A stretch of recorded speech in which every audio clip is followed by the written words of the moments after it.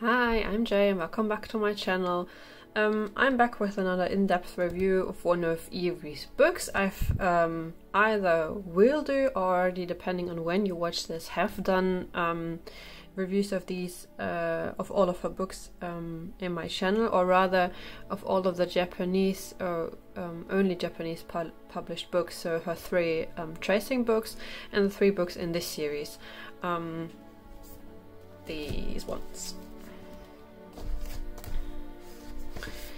This is the second book in this series. It's the book about the fairy tales, and the book is typical Eriy, and we'll just, if you know Eriy's books, then you know how they are, how they look. I'll just get into it.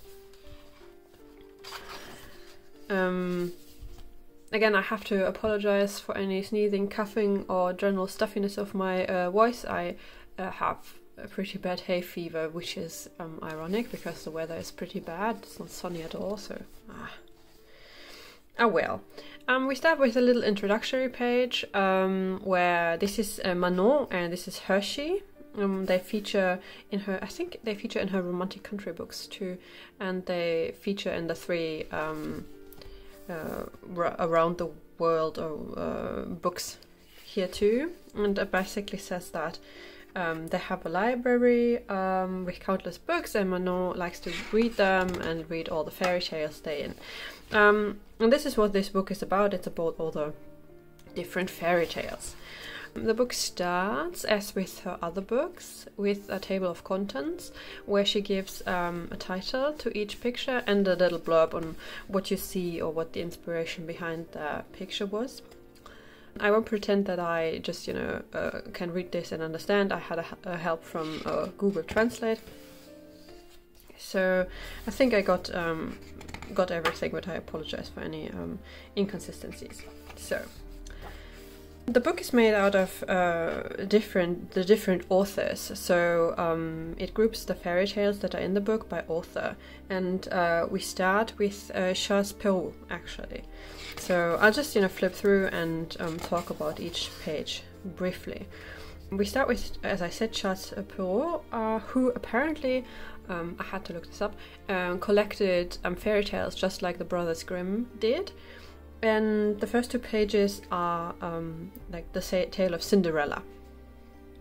Yeah, you can see, right? Here she is at the beginning of the tale, and here she is as the beautiful princess with the little pumpkin carriage in the background.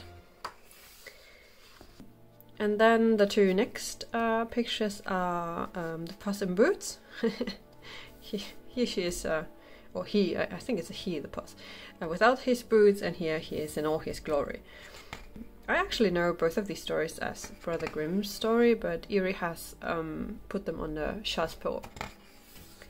Then we continue on with the fairy tales by Brothers Grimm, or collected by them.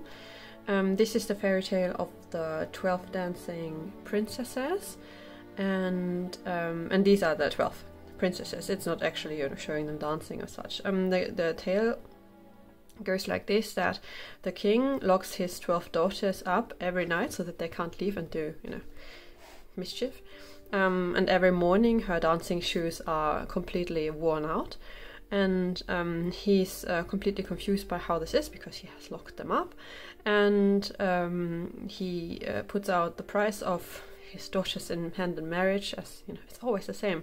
Why is it like that? For anybody who finds out what happens at night. And what actually is going on is that they, through a trapdoor in the floor, they go out of the castle and into another castle to 12 other princes and dance with them, or dance the night away with them. And that's why the shoes are worn out in the morning. The next one is Sleeping Beauty. Here you have, Sleeping Beauty and the brambles, and here's the prince after rescuing her, I suppose. Then we have Snow White, Snow White and the Seven Dwarfs. They look a lot nicer than in the Disney version, the dwarves. And this is also Snow White, the evil queen. Next up is Rapunzel, obviously. And this 2-page spread is also Rapunzel, with all her hair. Then this one is the story of Red Riding Hood. So here's Red Riding Hood at home, I suppose, where she, puts all the stuff in her basket to take to her granny. And then here she is in the house of the grandmother, and the wolf is already in the bed.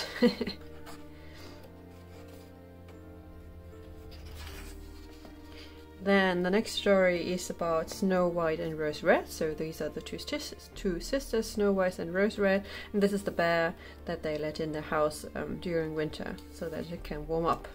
And of course it's, actually a prince, a cursed prince, like it always is, right?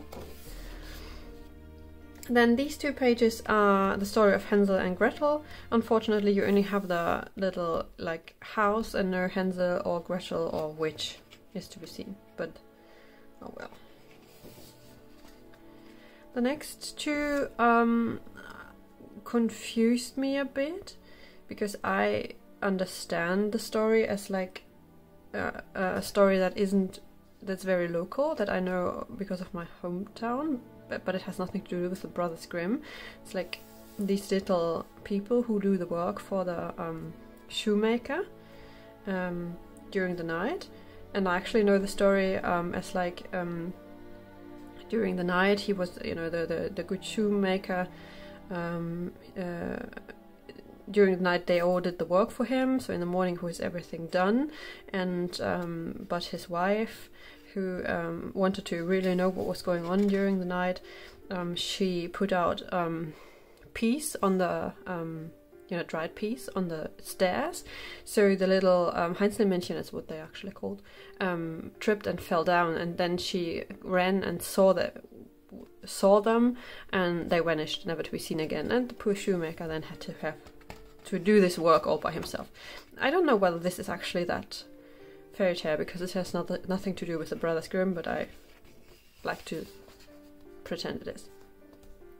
Then we have the wolf and the 7 young kids. So here are all the little goat kitties. That's so sweet. 1, 2, 3, 4. Yeah, all 7 of them. I see a little drawing of the mean wolf and the mama goat. And here you have the little one hiding in the clock to not be eaten by the wolf.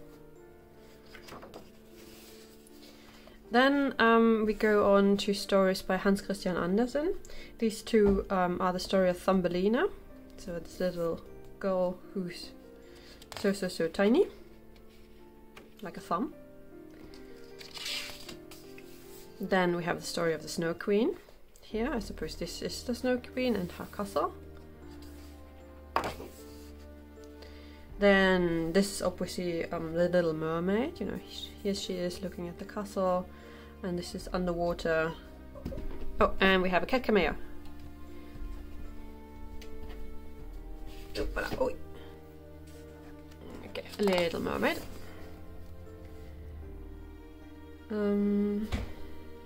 Then this is still Hans Christian Andersen and the story of the Matchstick Girl.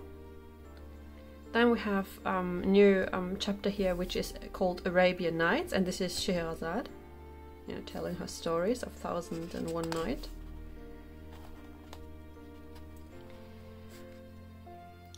This is the story of Ali Baba and the 40 Thieves, and this is their treasure, I suppose.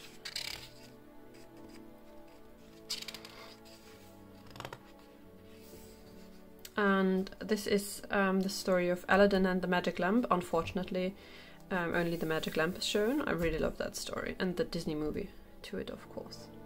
Next up is Pinocchio.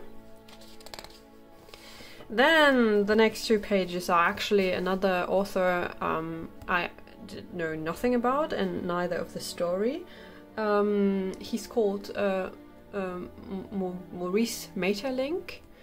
He's, I think, Belgian, and this is the story of the Blue Bird.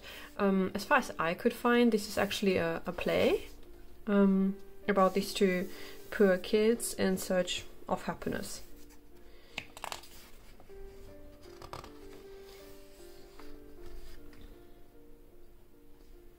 Then these two are also, we are at Lewis Carroll, and this is Alice in Wonderland. So here's Alice with the Mad Hatter. Then we have Frances Hodges Burnett, and this is The Secret Garden. This makes me so happy because this is absolutely my favorite children's book. So yeah, this is The Secret Garden, and this is the key to it. You can already tell that even though it has like fairy tales, it's not, you know, reserved to, you know, which we understand as fairy tales, but you know, all kinds of stories and children's stories. So The Secret Garden. Then we have what's called, it says English Tales, and this is Jack and the Beanstalk. You can tell, you know, he, you know, went up in the clouds on the beanstalk.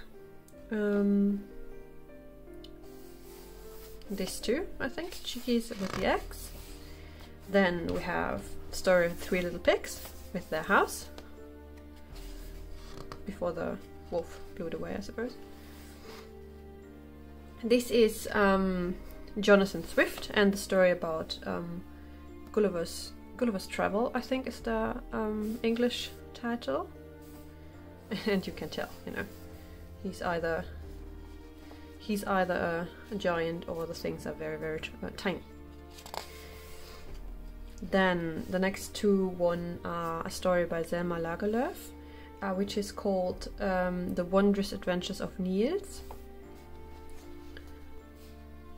This is Niels riding on the goose, and the story is basically goes something like that Niels is a very mean boy, and he tortures all the animals, and then one day he captures like a little fairy or spirit and is mean to that spirit as well.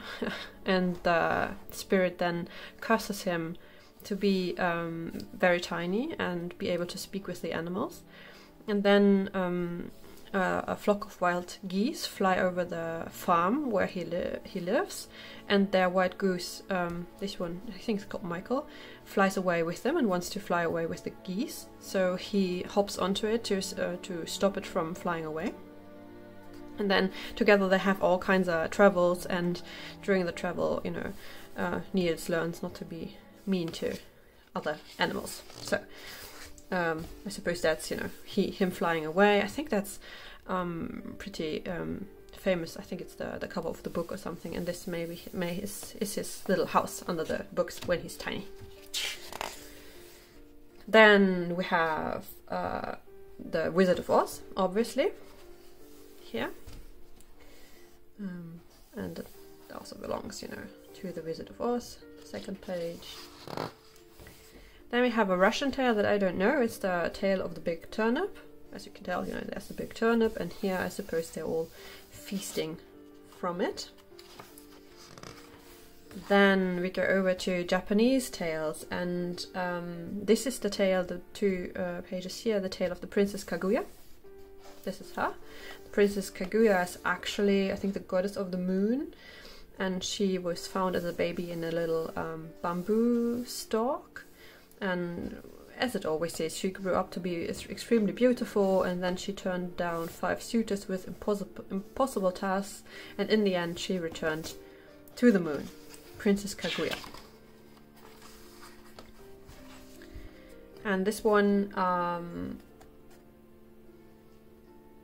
this is the story of Urashima Taro, and he was a fisherman. You see his fishing rod, and he saved this turtle, and as thanks the turtle brought him to the palace under the sea, where he spent some time with the princess. I think the next page is actually the princess, this one.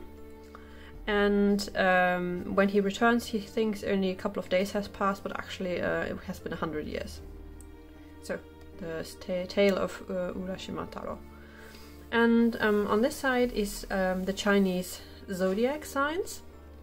I love this page. I love everything that is zodiac, and especially Chinese zodiac. And now we're on the last page, which is just you know, a collection of all all the tales. Like we have Puss in Boots here. Like this might be Little Red Riding Hood, the little, you know, goats, and so on and so on. And again, we have Manor and Hershey. And here's Manor having fallen asleep over the books. And at the very end, we have, I think, little bookmarks to color in. Also, you know, depicting the different stories. So yeah, this is the book. It's the book about the fairy tales. But if you see, as you have seen, it's not only, you know, the classical fairy tales that we know, you know, by the Brothers Grimm, but all kinds of stories. I'm super happy about the inclusion of The Secret Garden, because that's my favorite children's book, and also a couple of you know, Japanese ones, and even a Russian one. So I really like this book. It continues to be fantastic, as all of her books are. I will put the reviews of all the other books, I think, down in the description box. And yeah, thank you so much for watching, and we'll see each other next time. Bye!